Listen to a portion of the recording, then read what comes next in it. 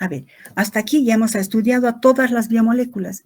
Recuerdan, bioquímica 1 es la bioquímica estructural, que se ocupa del estudio principalmente su objeto de estudio es las biomoléculas. Conoce la estructura que nos va a ayudar a entender su función. Además, algo que es bien importante, la ubicuidad, dónde están estas biomoléculas que estudiamos en una estructura celular, por ejemplo. Y hemos terminado y hemos visto carbohidratos. Hemos visto carbohidratos, monosacáridos, disacáridos, polisacáridos, homopolisacáridos, heteropolisacáridos. Hemos pasado a ver lípidos, que se clasifican en lípidos simples, compuestos y derivados. Hemos pasado luego a los aminoácidos. Junto con lípidos hemos hablado un poco de la membrana celular, por la función importante que juegan los lípidos en la estructura del mosaico fluido. Hemos pasado a los aminoácidos. Previo a estudiar a las proteínas, hemos visto las propiedades eléctricas de los aminoácidos, cómo los aminoácidos pueden cargarse positiva o negativamente. Esta propiedad es sumamente importante, sobre todo en investigación y en laboratorio. Luego hemos pasado a péptidos, luego hemos pasado a proteínas. Las proteínas resultan de la unión de cientos y miles de aminoácidos unidos por enlaces peptídicos. Hemos visto la estructura de las proteínas. Hemos dicho que todas tienen nivel primario, secundario y terciario. Solo algunas tienen un nivel cuaternario. Esas que tienen nivel cuaternario, pues se caracterizan porque son proteínas que actúan sobre todo en procesos de regulación.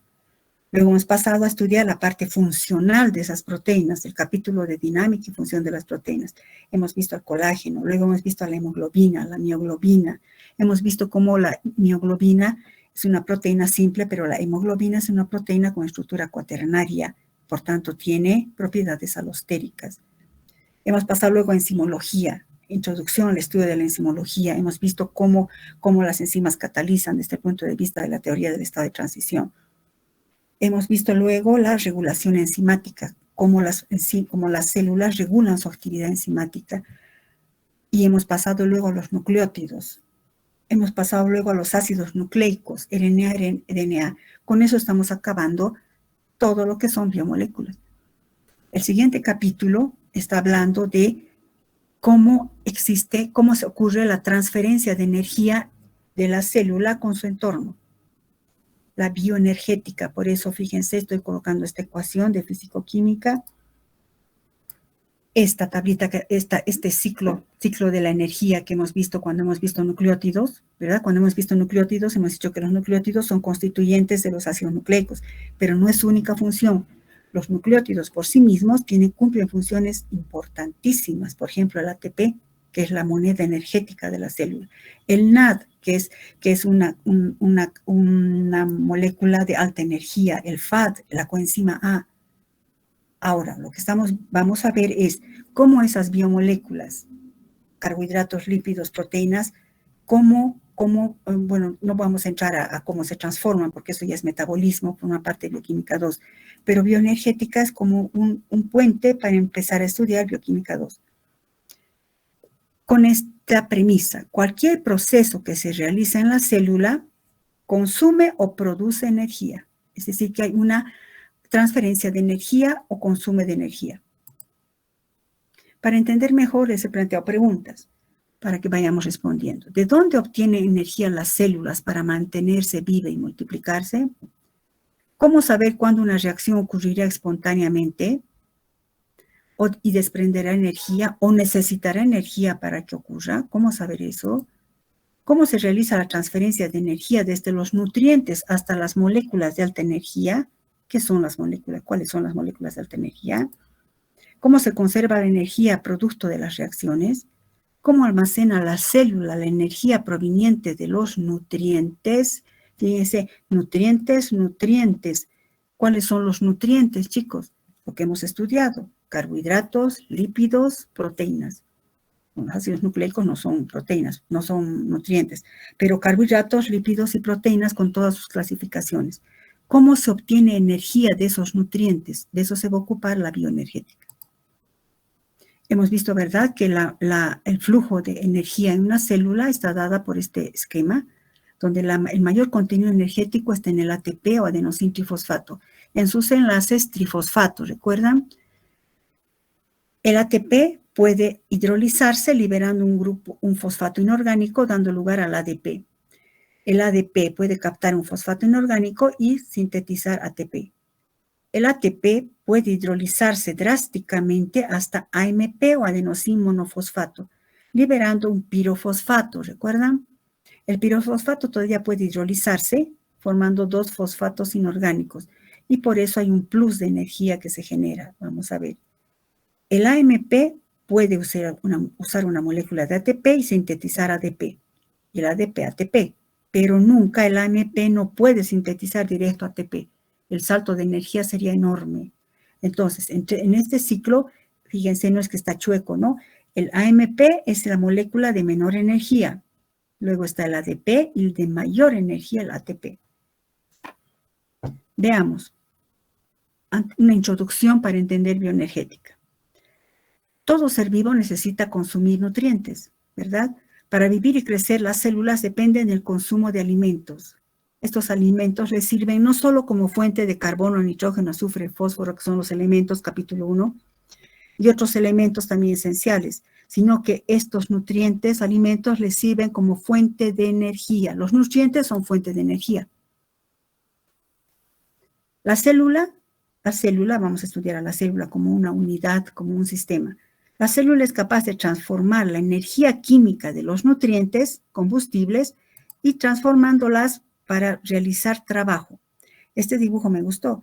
Fíjense, los nutrientes van a dar lugar a la síntesis de ATP, que le va a dar energía a la persona para que pueda realizar trabajo celular. Resumiendo un poco, los nutrientes. ¿Cuáles son los nutrientes? Lo que hemos estudiado. Carbohidratos, lípidos, proteínas. Los nutrientes, la célula tiene la capacidad de liberar la energía de su estructura química mediante procesos de oxidación. ¿Qué hace la célula? Oxida los nutrientes para generar o liberar la energía existente en sus enlaces químicos. Esa energía que libera, ya sea, por ejemplo, fíjense, de la fructosa, de la miel, de la sacarosa, del almidón, cada uno de estos enlaces covalentes tiene un alto contenido de energía. ¿Recuerdan el ciclo energético en los carbohidratos? El anhídrido carbónico más el agua más la energía solar sintetizan glucosa. La glucosa luego es sintetizada, etcétera, el ciclo de energía. Esa energía tiene que ser almacenada por la célula en forma de ATP. Esta energía del ATP se utiliza luego para realizar trabajo celular. ¿Qué trabajo celular? Por ejemplo, transporte de moléculas a través de membranas. Hemos visto, ¿verdad? El transporte activo, por ejemplo, capítulo lípidos. El transporte activo necesita de ATP. El ATP permite realizar trabajo celular del tipo de reacciones que generan orden y, por tanto, alto contenido de información, es decir, el anabolismo, síntesis de glucógeno, síntesis de proteínas. Pero he querido colocar esto, reacciones que generan orden y, por tanto, alto contenido de información. ¿Recuerdan capítulo 1? ¿Cuáles son las biomoléculas que generan información? Proteínas y ácidos nucleicos, por el alto orden que tiene en su estructura.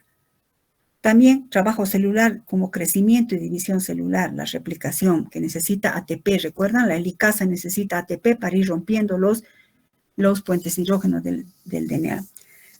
Necesita ATP energía para reacciones químicas que no son favorables termodinámicamente, para la transmisión de señales entre células, tejidos, etc.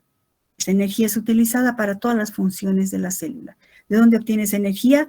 De los nutrientes. ¿Cómo se lleva a cabo la transferencia de energía? Desde la energía química contenida en los enlaces químicos de los nutrientes, repito, carbohidratos, lípidos, proteínas, hasta otras moléculas transportadoras de energía. Pues quiere decir que, por ejemplo, la sacarosa, un lípido, una proteína, en cada uno de sus enlaces hay alta energía. Esa energía la célula es capaz de extraerla y transformarla en moléculas de alta energía. ¿Cuáles son? El ATP, el NAD, el FAD y la coenzima A. Son moléculas transportadoras de energía como intermediarios. ¿Qué son todo esto que hemos estudiado en el capítulo de nucleótidos? El ATP es un nucleótido, el NAD es un nucleótido, el FAD es un nucleótido, la coenzima es un nucleótido. Entonces, toda la energía primero la captan ellos. ¿De qué depende que un nutriente tenga mayor o menor contenido energético? Recuerdan, entre estos, ¿cuál es el que mayor contenido energético tiene? Hemos llevado Recuerda, función principal de los carbohidratos, fuentes de energía, de carbono y energía. Función principal de los lípidos, en particular triacilgliceroles, fuentes de carbono y energía. Y recuerdan, les había dicho que por cada mol de lípido simple o triglicéridos se genera mucha más energía que con un carbohidrato. ¿Y de qué depende de que un nutriente tenga mayor o menor contenido de energía en sus enlaces? Depende de cuán reducido está. Cuanto más reducido es un compuesto, mayor energía estará contenida en sus enlaces. Por ejemplo, reducido, un ácido graso tiene, ¿verdad?, un grupo carboxilo y 16 o 20 CH2, CH2, CH2, una cadena alifática reducida. Por esa razón, cuanto más reducido esté, mayor contenido energético tiene. Esto quiere decir que al romperse los enlaces químicos por un proceso de combustión, es decir, oxidación, se produce energía. El sistema pasará de un estado inicial de alta energía, como por ejemplo un azúcar o un lípido, hasta un producto de menor contenido energético, es decir, cuando se digiere el nutriente. Esto nos ayuda. La glucosa, carbono 6, hidrógeno 2, oxígeno 6, cuando se va a oxidar, se va a transformar en anhídrido carbónico, agua y energía. Toda la energía de estos enlaces, que este es un sistema de alto contenido energético, pasa a un sistema de bajo contenido energético. ¿Dónde se ha ido esa energía? Pues está almacenada en el ATP. La energía que se libera tiene que ser almacenada en otro componente, en este caso el ATP. En consecuencia, la combustión genera o libera energía. Aquí está mejor la ecuación. Glucosa, carbono 6, hidrógeno 12, se oxida en presencia de oxígeno, células aeróbicas, hasta dar producto final de anhídrido carbónico, agua y energía en forma de ATP. Entonces, el nutriente se considera como de elevado contenido energético. El producto de muy bajo contenido energético. ¿Dónde se ha ido esa energía? Está acumulada o almacenada en el ATP. Bueno, algo de esto, todo esto vamos a ver en la bioenergética. ¿Qué es la bioenergética? La bioenergética es una parte de la bioquímica que se encarga del estudio de los procesos de absorción, transformación y entrega de energía en los sistemas biológicos. Fíjense, se ocupa de cómo absorbe energía un sistema biológico, cómo transforma esa energía en un sistema biológico y cómo entrega energía a ese sistema biológico. Todo eso estudia la bioenergética. El estudio del conjunto de reacciones químicas. ¿Cómo se relaciona esto? Pues se relaciona con el metabolismo, porque el estudio del conjunto de reacciones químicas que se llevan a cabo en la célula, catalizada por enzimas, se denomina metabolismo. El metabolismo, considerando una célula, ¿no? Es todo el conjunto de reacciones químicas que se lleva a cabo en la célula y que le garantiza la vida. Ahora, todo el conjunto no de una célula, de todo un organismo, es el metaboloma. No vamos a hablar de eso ahorita. El estudio de ¿qué es el metabolismo? Un conjunto de reacciones químicas que se lleva a cabo en la célula, que garantiza la vida celular. Entonces, vamos a hablar de la célula para entender mejor. La unidad fundamental de los seres vivos es la célula. Y vamos a considerar a la célula como un sistema en el que se llevan a cabo todas las reacciones necesarias para la vida. La célula la vamos a considerar como un sistema para poder estudiar. Entonces, vamos a ver la energética de los sistemas biológicos y vamos a hacer hincapié en la energía libre de Gibbs. Aquí viene fisicoquímica, chicos. La célula la vamos a considerar como un sistema. ¿Recuerdan en fisicoquímica que es un sistema? Un sistema es un conjunto de partes o elementos organizados, relacionados, que interactúan entre sí para lograr un objetivo. ¿Qué nos viene a la cabeza? La célula. Fíjense, la célula es un sistema. Es un conjunto de partes, ribosomas, mitocondrias, organelas, núcleos, un conjunto de partes o elementos superorganizados, relacionados, que interactúan entre sí para lograr un objetivo. ¿Cuál? La vida celular. También podría ser un sistema, por ejemplo, un conjunto de reacciones. Recuerdan, hemos visto el metabolismo, una parte del metabolismo del glucógeno, como la glucosa 1-fosfato va a transformarse hasta glucógeno. En realidad, desde el punto de vista físico-químico, un sistema es como un ambiente separado imaginariamente por nuestro cerebro y que vamos a estudiarlo. Incluso una reacción puede ser un sistema, depende cómo lo estudiamos. O esto es un sistema, un conjunto de partes, de elementos organizados con un fin determinado. Los sistemas, en este caso, que es la célula, un sistema abierto, porque recibe datos. ¿Qué quiere decir? Recibe moléculas, recibe energía, recibe materia, pero también produce información, se comunica, y entonces todo sistema abierto recibe energía, pero también puede generar energía. ¿Cómo ocurren los cambios de energía a nivel celular? ¿Cómo vamos a estudiar estos cambios de energía a nivel celular? La descripción de la energética de cualquier sistema, en este caso la célula, es el dominio de la termodinámica. Consideramos a la célula como un sistema abierto. ¿Por qué abierto? Porque intercambia materia y energía con su entorno. ¿Cómo vamos a aplicar esto de la energética celular? Vamos a partir de que toda reacción química evoluciona siempre desde un estado inicial, ¿verdad? Como escribimos una ecuación, los reactivos, hasta un estado final, los productos. Entonces vamos a mencionar como estado inicial, estado final. Y por eso en termodinámica y físico-química se hablan de las funciones de estado, ¿recuerdan? En termodinámica es posible describir la transición de un estado a otro, reactivo a productos, con términos de funciones de estado. No podemos medir la energía neta de un sistema, pero sí cómo varía su energía al pasar de un estado a otro cuando realiza trabajo. Y por eso las funciones de estado nos ayudan a comprender. Se llaman funciones de estado porque sus valores dependen de las condiciones específicas del sistema, es decir, de su estado. ¿Cuáles son esas funciones de estado? Recordemos la energía interna, que se simboliza con la letra E mayúscula, que nos expresa la energía total del sistema. La variación de entalpía, delta H, expresa el contenido de calor del sistema en unidades de energía a presión y temperatura constante, recuerden. La variación de entropía o delta S expresa el grado de desorden molecular de un sistema. Todo ser vivo tiene un alto grado de desorden molecular, parecería medio contraproducente. Solo cuando un ser vivo muere, su entropía se vuelve cero. La variación, otra función de estado sumamente importante, la variación de energía libre de Gibbs o delta G, expresa la energía disponible de un sistema y que puede ser usada esa energía para realizar trabajo útil. Si se fijan, todos tienen en común delta, delta, delta. Delta, recuerdan, significa incremento o variación. En este caso se refiere a estado final menos estado inicial. O sea, será delta H final menos inicial. Entropía final menos inicial, delta G final menos inicial. O lo mismo que decir productos menos reactivos en una reacción. Dentro de todas estas funciones de estado, la energía libre de Gibbs es la que más se utiliza, porque se expresan sus ecuaciones a presión y temperatura constante, que son las condiciones en las reacciones celulares. Entonces, vivimos a presión y temperatura constante.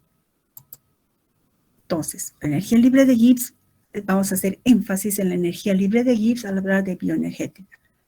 Les he puesto un esquema por eso. La energía libre de Gibbs permite predecir la dirección de las reacciones. Indica si una reacción es favorable energéticamente o desfavorable. ¿Qué quiere decir con dirección de las reacciones? Recuerden, escribimos A para dar B.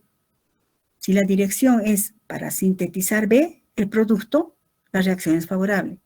Si la dirección es A para dar B, si la dirección más bien del equilibrio va hacia A, la reacción es desfavorable, a eso se refiere. La energía libre de Gibbs, por tanto, define la espontaneidad de una reacción. Espontáneamente me va a dar el producto, o tal vez no, puede necesitar aportar energía. La energía libre de Gibbs representa la máxima cantidad de energía química potencialmente disponible que tiene un sistema para realizar trabajo a presión y temperatura constante. Eso en cuanto a espontaneidad y reacciones favorables. Según otra interpretación, la energía libre de Gibbs es una propiedad termodinámica relacionada con la energía total del sistema y por tanto con la estabilidad química de un sistema. Un alto valor de energía libre en un sistema significa que ese sistema es potencialmente inestable, que en condiciones adecuadas va a descender liberando energía. Entonces, la energía libre de Gibbs nos dice también, nos está indicando, nos indica la estabilidad de un sistema. Una energía libre de Gibbs elevada significa que ese sistema es inestable, que por tanto puede dar lugar a puede descender a un nivel de energía inferior. O sea que por eso, en otras palabras, define la espontaneidad de una reacción. Veamos, la energía libre de Gibbs podemos darle signo positivo, negativo o cero, ¿recuerdan? Un valor de delta G negativo, energía libre de Gibbs, valor negativo, corresponde a una reacción liberadora de energía. Debido al cambio de un estado inestable alto, esto me gustó, esta piedrita, fíjense, un valor de delta G negativo corresponde, imagínense, la piedrita está aquí y está cayendo. Corresponde a una reacción liberadora de energía, debido a que al cambio de un estado inestable, aquí estaba la piedra, con energía potencial alta, de alto contenido, hasta pasar a un estado aquí abajo estable. Delta G es negativo. Se dice, por tanto, que esta reacción son reacciones exergónicas, ¿recuerdan? Y se dice que son termodinámicamente favorables. La energía liberada puede utilizarse para efectuar trabajo. La energía, cuando delta G es negativo, quiere decir que el sistema es inestable, que puede pasar a un estado estable. Reacción denominada exergónica, termodinámicamente favorable. Hablando de reacciones, si la energía química de los reactivos es mayor a la de los productos, la reacción es exergónica, es decir, genera energía. A ver, veamos. Si la energía química de los reactivos, primero partamos de esto, que delta G, hemos dicho que es energía libre de los productos menos energía libre de los reactivos. Entonces, si la energía química de los reactivos es mayor a la energía de los productos, si esto es mayor, por ejemplo, si esto es 2 y esto es 3, esto me va a dar menos 1. Repito, entonces, cuando la energía libre de los reactivos es mayor a la de los productos, la reacción es exergónica.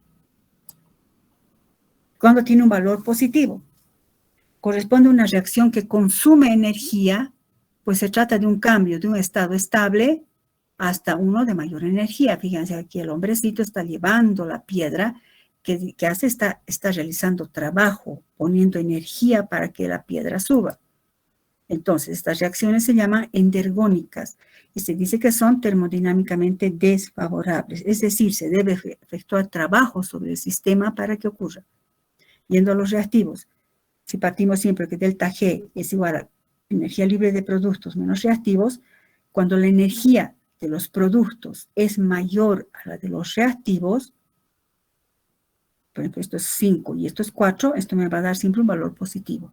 Por eso, delta G positivo, la energía de los productos es mayor a la de los reactivos. O, en otras palabras, la energía de los reactivos es baja, es menor que la de los productos. Para que ocurra, tenemos que añadirle energía. Por eso la reacción es endergónica. Termodinámicamente desfavorable. ¿Por qué? Porque tengo que darle energía, si no, no sucede. ¿Qué pasa cuando delta G es 0? Tiene un significado especial. Significa que los fenómenos, permítame leer, progresivo y regresivo, que va a la formación de productos, y de productos a reactivos, de un sistema, de una reacción reversible, ocurre a la misma velocidad. El sistema, entonces, decimos que está en equilibrio. Es un punto en el cual no hay tendencia a sufrir ningún cambio neto adicional. Cuando el sistema está en equilibrio, la energía de los productos es igual a la de los reactivos, entonces no hay trabajo. Delta G es 0.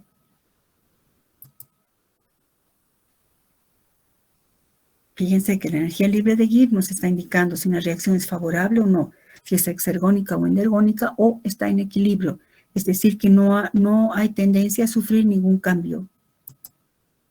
Una reacción que está en equilibrio, ustedes han llevado en química general, no significa que no pasa nada. Significa que, por ejemplo, se forma a la misma velocidad el producto y a la misma velocidad el reactivo. Producto reactivo, de tal manera que en un tiempo determinado hay la misma cantidad de producto y la misma cantidad de reactivo. Tiempo 1. Tiempo 2, la misma cantidad de producto, la misma cantidad de reactivo. Pero no es que no ocurre nada, ocurre la reacción, pero de una manera en la que ha llegado a un equilibrio. Los productos y los reactivos se forman de igual manera. No es que no pasa nada, ¿no? El curso de la reacción viene determinado, por tanto, por la energía libre almacenada en las moléculas. El curso de una reacción, hemos dicho, depende de la energía libre. ¿Y de qué depende? De la energía almacenada en las moléculas. Pero también depende de la concentración de las moléculas. Por tanto, una manera importante de expresar la energía libre es relacionándolo con la concentración de moléculas. Por ejemplo, en condiciones de presión y temperatura constante para esta transformación, que A más B va a darme C más D, el valor del cambio de energía libre va a estar dado por delta G es igual a delta G en condiciones estándar más RT logaritmo natural de, ¿recuerdan? Constante de equilibrio. Concentración de productos sobre concentración de reactivos. Esta ecuación es sumamente útil porque nos ayuda a relacionar la variación de energía libre con la constante de equilibrio.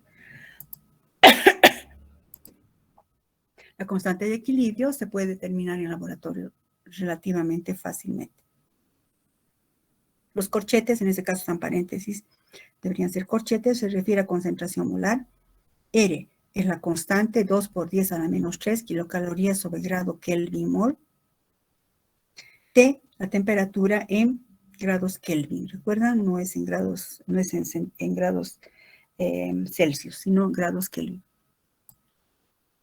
Delta G, ¿qué significará? O representa el cambio de energía libre en cualquier punto de la reacción, no siempre en equilibrio. Va a ir fluctuando el valor de la energía libre a medida que cambia la concentración de los participantes, productos y reactivos. Delta G con este símbolo 0, altos ceros, le dicen, ¿no? Más un apóstrofe, o un apóstrofe,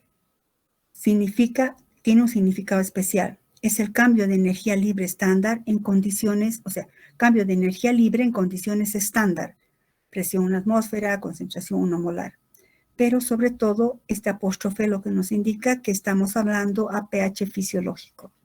Condiciones estándar sería pH 1, ¿no? Y pues no puede existir células a ese pH. Entonces se coloca un apóstrofe que está indicando a pH fisiológico. Este apóstrofe me dice a pH 7. Hemos visto que cuando el sistema está en equilibrio, delta G es 0.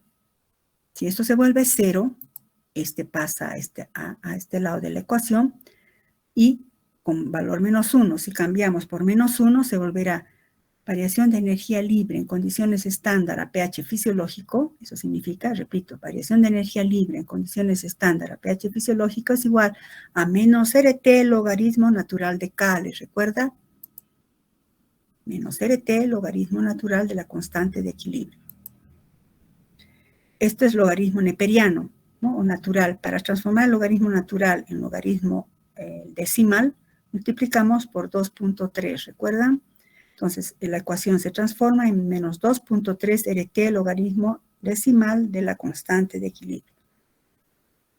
Es más fácil aplicar logaritmo natural, digo el decimal, que neperiano. Esa es una de las reacciones más útiles en termodinámica. Nos indica que a cualquier temperatura es posible calcular la variación de energía libre estándar a pH fisiológico conociendo la constante de equilibrio. La variación de energía libre estándar de una reacción es una forma matemática de expresar también la constante de equilibrio. Es decir, que la energía libre de Gibbs está relacionada con la constante de equilibrio o ley de acción de masas, que es sumamente versátil y fácil de entender. La importancia de la ecuación está dada por lo siguiente. Dada esta ecuación, cuando la constante de equilibrio sea 1, ¿qué quiere decir? Constante de equilibrio 1, He puesto aquí. Cuando la concentración de los productos es igual a la de los reactivos, esto va a valer 1. Es decir, que los productos se forman a la misma velocidad que los reactivos. Si la constante de equilibrio es 1, logaritmo natural de 1 es 0. Entonces, delta G se vuelve 0. ¿Y cuándo ocurre eso? Cuando delta G es 0, hemos dicho, cuando está en equilibrio. Y queda bien claro que estando en el equilibrio, la concentración de productos y reactivos va a ser la misma. Lo mismo que podríamos decir, cuando la constante de equilibrio sea 1, entonces estamos con un delta G 0. Cuando la constante de equilibrio sea menor a 1, bueno, aquí está en equilibrio, ¿no? Cuando la constante de equilibrio sea menor a 1, el logaritmo natural de un número menor a 1, por ejemplo, 0,1, 0,8, 0,9, 0,2, siempre es negativo. Se hace en la calculadora, el logaritmo de un número, el logaritmo natural de un número decimal menor a 1 es negativo. Entonces, si reemplazamos en la ecuación, menos RT menos cualquier número, menos por menos da más, entonces delta G desfavorable.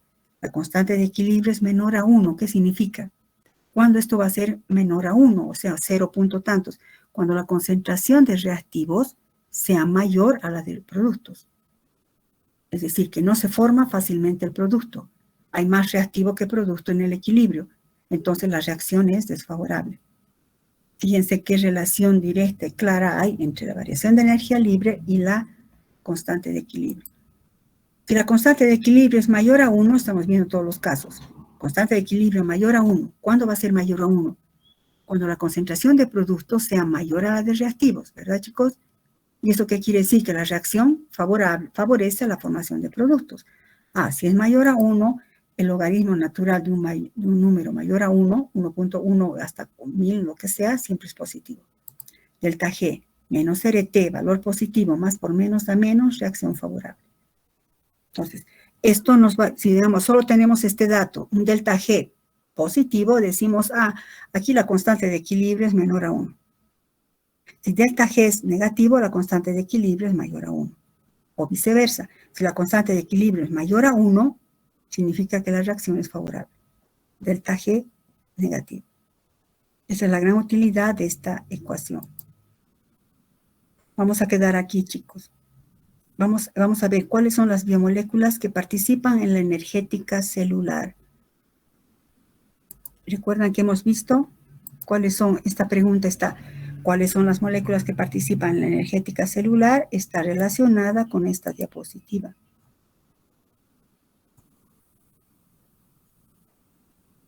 Esta. La energía de los nutrientes, carbohidratos, lípidos, proteínas, ¿dónde van a ir?